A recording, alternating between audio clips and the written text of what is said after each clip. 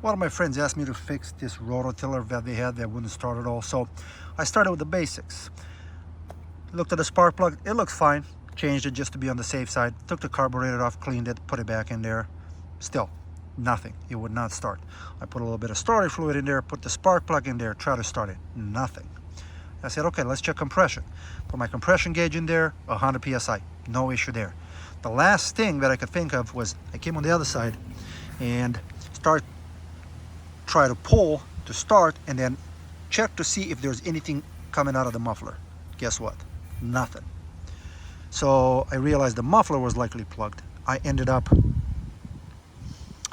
taking the cover off, took the muffler off, put it in my vise, and took a rubber mallet and slowly tapped it until it actually opened up.